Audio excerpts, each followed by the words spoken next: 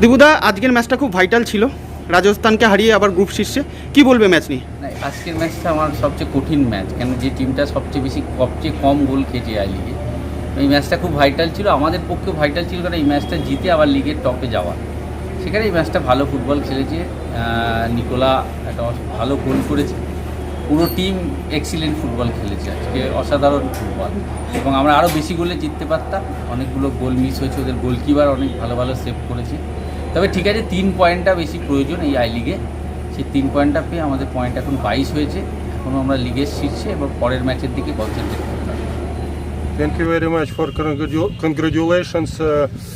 First half we played excellent. Really, it was amazing football. We need to score 5 or 6 goals, and goalkeeper from this opponent team played very well. But this is really what's fantastic football. And second half, this team give a little bit more power. They start to press us, and I don't know what happened with the referee. Second half, he start to help them. This is not easy to play, but in the end, we are won this game 2-1, and I'm very happy. We are again first, and we continue to stay on this position. Thank you. I feel good. The most important is thank you for your congratulations. Most important is that team won. We did a very good job. I'm very proud of my team, and I hope we'll keep going like this. Thank you. Thank you very much.